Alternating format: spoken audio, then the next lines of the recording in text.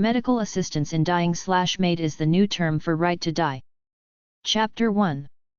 If life is miserable, why not die? The legal right to die muddle. Just like some people are insistent on getting a living will and/or advance directive in order to let them die in peace and not be attached to all kinds of life support equipment should the situation present itself, a great many people are ignorant of reality and live by magical thinking, blindly wanting their loved one kept on life support machines even after a brain scan shows no brain activity. Many people are stupid, weird, guilty, and otherwise ignorant, so they pressure the hospital staff to prolong a loved one's life or expect the emergency team to be there while the person is dying in order to keep him or living. We're all mortal. We'll all die. Just like the Bible says there's a season for everything, there's a season for death. Why fight it? Do you consent to emergency treatment or not? When you're right in the situation, it's hard to think clearly and know at the time whether you're doing the right thing, whatever it might be, which is why I believe in advance directives and DNR orders so much. Don't blindly try to save a loved one's life without trying to think what he or she would want for themselves. Not everybody wants to hang on to life regardless of how horrible it is. Some want to go peacefully. To let nature take its course. The ethical and legal dilemma is not limited to life support machines. People often push food and liquids or a feeding tube onto dying patients who just want to be left alone to die in peace as a misguided expression of their love and concern, or out of fear that the person will starve to death in pain. The truth is that the body and mind intuitively know when it's time to die and prepare for it by symbolically going off in a corner to let themselves pass in peace. Starving and dehydration ease suffering as the body shuts down, while forced feeding just causes stress. Forced feeding while the body's organs are deteriorating just prolongs pain. If the patient instinctively stops eating, he's symbolically saying it's time to die now in peace. If it's a terminal patient and he or she falls and breaks a bone or something like that, by all means, take him to the hospital to minimize his pain, but if he suddenly takes a turn for the worse because of the body shutting down or deteriorating, why fight God or nature? When death is near and the patient has indicated that he doesn't want extraordinary medical interventions or even food, water, or medicine, the only priority now is to be with him and keep him comfortable. Simply administer enough pain medication to minimize pain. Terminal sedation is the official term used to describe the practice of giving patients a lot of narcotics, barbiturates, tranquilizers, etc. in order to officially minimize suffering, but could be to help them die of an overdose, which could be construed as murder, so tread very lightly with providing drugs to your dying relatives. Too much drugs makes the person groggy and the quality of his last few days or hours with you will be compromised too, so this is another good reason to go easy on the drugs.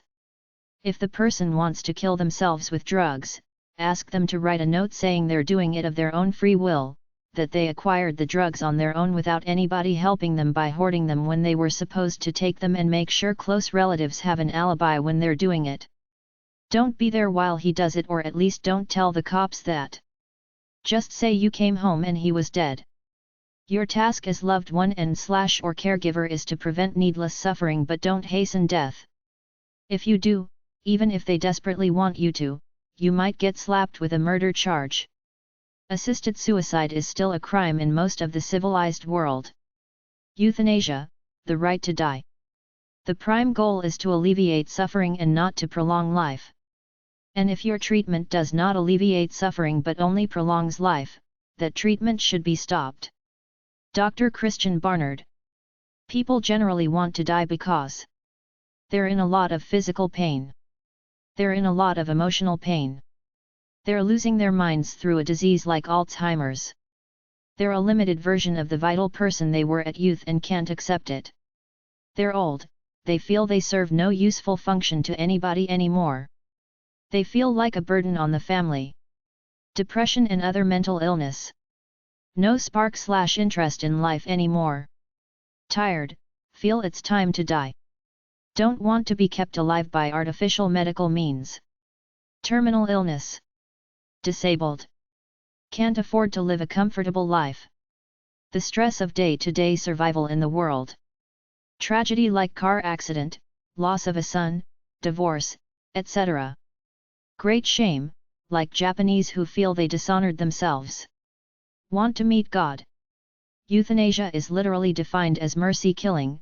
You kill someone because they want to die. Maybe they're too afraid to do it themselves, or maybe they can't, as in the case of many physically disabled people out there. The right to die goes into other realms, like that of the question as to whether someone is mentally able to make that decision, or are they clinically depressed, and should we terminate people whose minds are gone, people who may be in a coma or their brains ravaged by Alzheimer's disease. For some families, the issue goes beyond morality to encompass practical concerns. It costs a lot of money to care for some people who are just barely hanging on without much quality of life, and it may take 2 or 3 people to care for them around the clock. Does this give somebody else the right to terminate them, or make them feel guilty enough such that they make a decision to terminate themselves? There are no easy answers. Hospital administrators make these decisions all the time. To cut somebody off who's barely hanging on in order to free up the resources to give somebody else a chance. There are no clear answers. It's stuck in limbo on a case-by-case basis, but society will have to face these issues at some point in time, and there may be laws enacted giving people the right to die and take their own lives if they so choose. Currently, there's a big controversy between the right to die and assisted suicide. The right to die means that the person is merely taken off medical care and allowed to die. Assisted suicide is a conscious act where somebody is helped to die, usually via an ingestion of drugs. The question is, have we overstepped our moral dominion over death?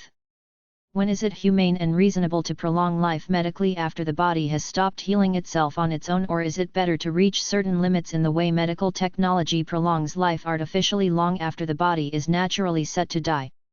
The right to live and the right to die are complex issues on several fronts, among them abortion, babies born with handicaps, mentally retarded and physically disabled people, comatose patients, people with physical pain who want to die, terminally ill people, people being artificially kept alive in demeaning IC units, etc. What is the definition of death? Is it brain death or the physical death of the body? In the old days before advanced medical technology, infant mortality rates were high and people died of natural causes relatively young, but modern medicine changed all that. Not only has it helped a lot of people and made a lot of money as the business it is, it seems to have crossed the line in some areas as to what's ethical in deciding who lives or dies by virtue of medical technology, and the doctor acting as God in cases where they let handicapped babies die or artificially prolong the lives of people long past the point of reasonable expectations merely to collect on insurance premiums. People must decide personally, and society must decide collectively on a set of rules as a group in order to give people some manner of freedom and choice in deciding their deaths in certain situations, while protecting those who want to live and don't want to be forced to die by pushy doctors and pushy relatives who want to get it over with, so they make the afflicted people feel guilty, thereby agreeing to die before they're really ready. This is a legal, moral, political, and personal issue that society has to deal with at some point in time. I personally feel that in the free societies we supposedly live in, there should be liberal laws giving people the right to die and the right to live if they so choose, with certain safeguards to keep them from being manipulated by pushy relatives who want them to die to get rid of the burden, collect life insurance or whatever. There should be more hospices or retreats where people can spend their remaining days cared for in a peaceful setting. Some people say it's up to God to choose our time. I say many of us are on borrowed time anyway by virtue of medical technology. Doctors are sworn to protect life, but there are many cases where death is better due to pain and a low quality of life in general. In such cases, the person may want to die or may not. The question is, who should decide, if anyone, or should we just simply let nature take its course with or without medical technology adding another dimension to the argument? Religious people are vehemently anti-death under any circumstances. Pragmatists think we should have laws that allow people to die humanely via painless methods if they so choose. What about blind people, depressed people, poor people, or people just tired of life? Should we allow anyone to die if they choose to and are judged to be of sound mind by a psychiatrist? How sacred is life? How much pain should you suffer before you've had enough? What about doing nothing and letting sick people die naturally, or conversely, how much treatment is too much? If a doctor allows a hopeless case of an old woman to die who's lived her life in order to give the bed to someone else, who's to judge that it's morally wrong or right in the light of the cold hard reality of pragmatism? Some doctors are caught in a quandary: to prolong life is to cause pain, in some cases not to relieve it. Insurance companies and hospital administrators want to save money. When should they allow someone to die? What is a reasonable amount of medical care before you decide it's enough? When do we allow someone to decide on the death of someone else? Who would that someone be? The family, a doctor, administrator, courts, etc. What about old senile people who can carry on a simple conversation but need help with just about everything, who serve no useful function in society? What about suicide in general, having a process that allows people to take their own lives anytime they want to legally, no questions asked? These are the issues. I don't have the answers. This is all controversial, but, increasingly, there are measures to alleviate suffering and let a person die with dignity without being subjected to an overwhelming array of artificial life-prolonging measures. In the end, it's your choice: either live like a vegetable in pain or choose to die. Assisted suicide is a tough call. Some people say it's a sin against God, but more and more people are going for it for one reason or another. Over 30 states have some kind of right to die laws in case of medical incapacitation. You might find some books at number 128.5, number 174, number 179.7, number 362.28 or BD 444, HV 6548 and R726 of your local library. Euthanasia.com. Assisted suicide/suicide tourism/travel to die. Do I suffer and cause my family to suffer, or get it over with? I'm dying anyway. The simplest way to die, according to an article I read about peaceful death/painless death, is to go to a pet store or veterinary store in Mexico, buy a drug that's used to put animals to sleep called something like nemobariton, drink it, chase it with alcohol and fall asleep. Suicide Tourism, the title of a documentary film, is about people with debilitating illnesses going to countries where doctor-assisted death is legal to kill themselves there. Try Switzerland, Belgium, Thailand, the Netherlands, and Germany. In the United States, your only hope for legal doctor-assisted suicide is Oregon through the Death with Dignity Act and Washington State. Under Swiss law, a terminally ill person may be given passive assistance to suicide. Suicidetourism.com. Near death in intensive care/critical care.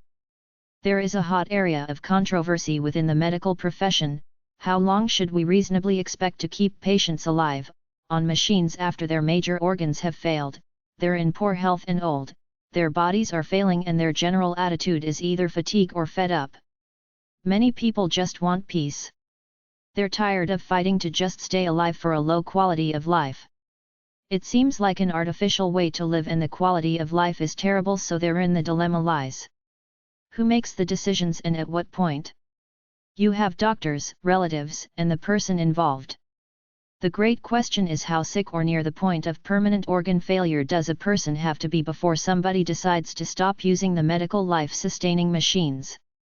Some people live for several years after they're taken off life-sustaining machines. Some people want to die immediately to have peace. Others feel guilty for all the problems they're causing their relatives, plus the doctors who may feel they're a lost cause and want to use the bed for another patient who has a better chance. These are all ethical dilemmas that come with every new situation and every new patient. It may happen to you or someone close to you someday. Would you accept being taken off machines to let nature take its course, or would you want to hang on to life for as long as possible, no matter how poor the quality was, even if it meant laying in an ICU attached to all manner of tubes all the time? Are we playing God or artificially extending life with medical technology, or is this the proper way to be? To accept whatever progress we can in improving and extending our lives. There are no easy answers.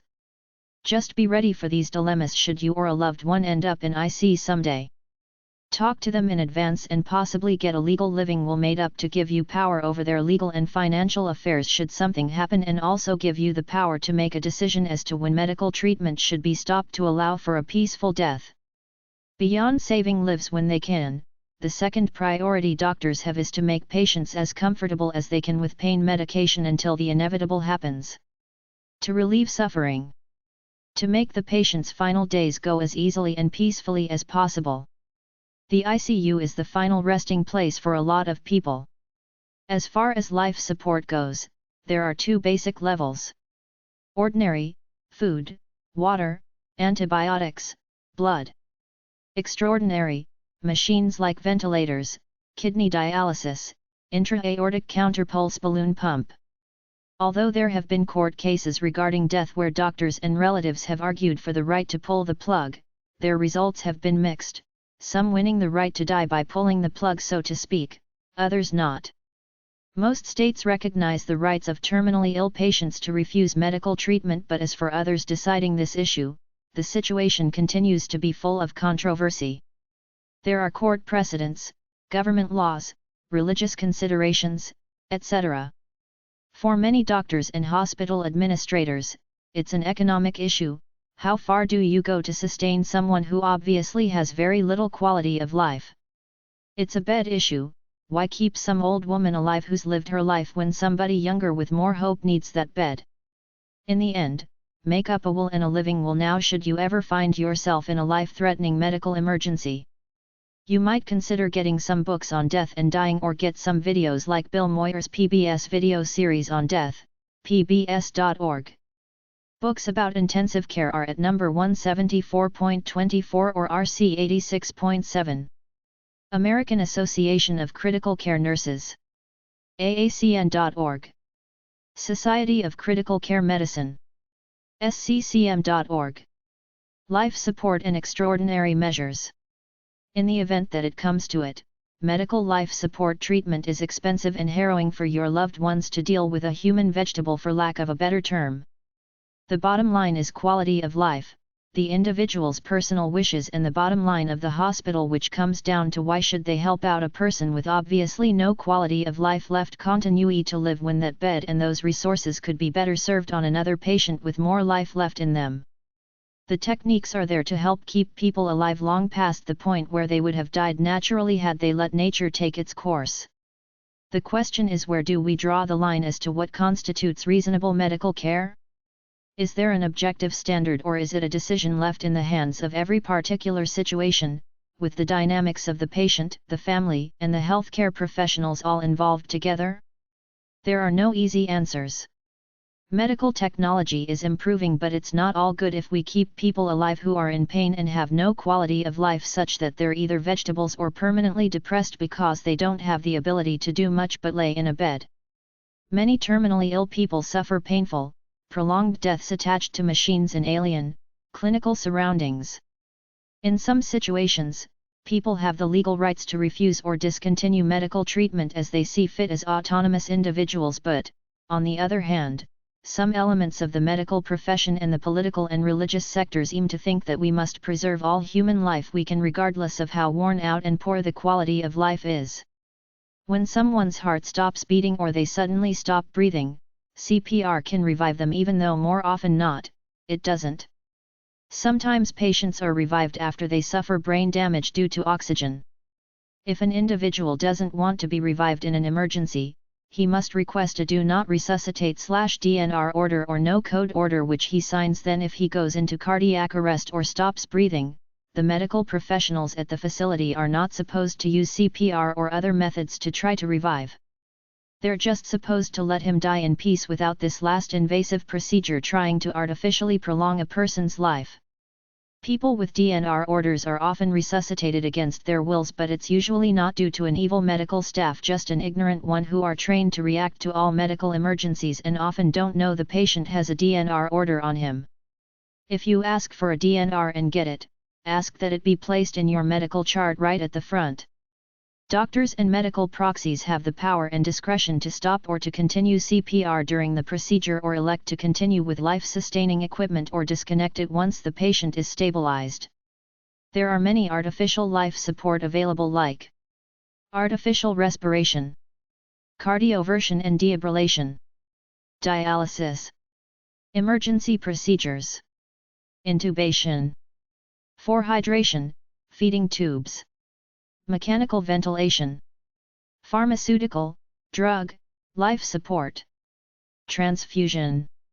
The question is, where does the medical profession and society come in and say you will have this procedure no matter what, and where does the individual have a right to say I don't want it?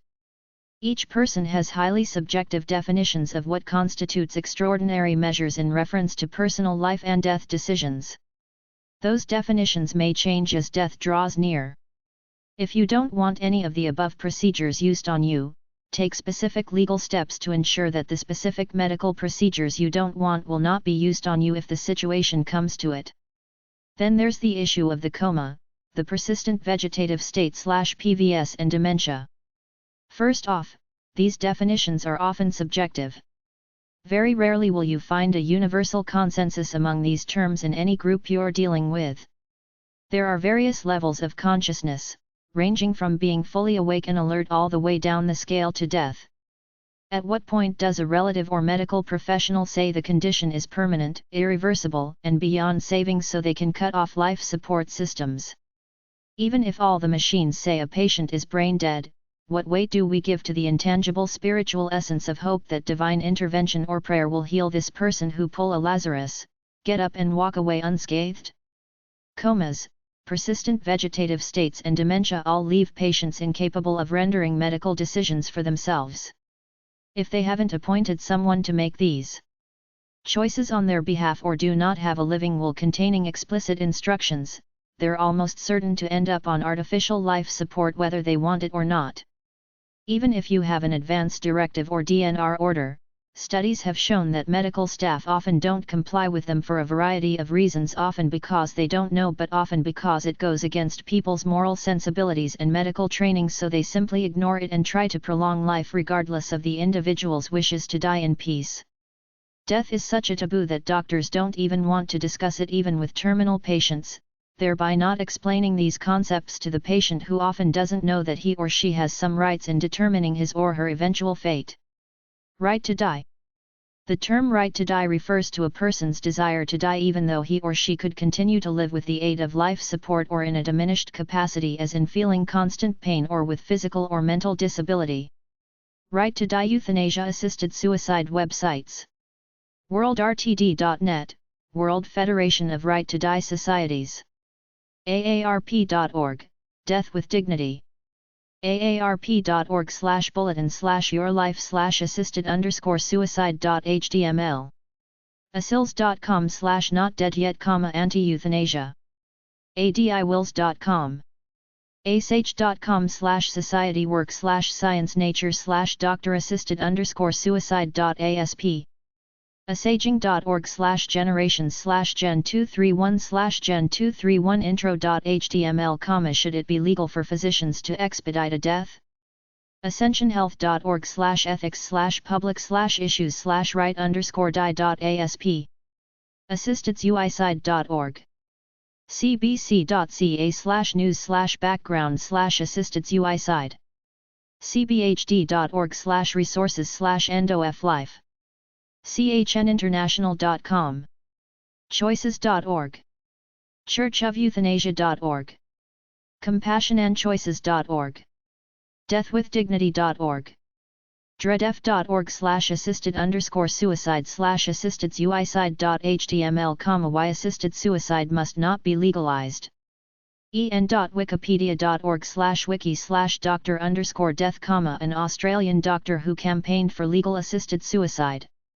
en.wikipedia.org/wiki/end-of-life_left_medical_treatment right parenthesis. en.wikipedia.org/wiki/right_to_die. en.wikipedia.org/wiki/right_to_die_left parenthesis made in 1987. en.wikipedia.org/wiki/the_right_to_die.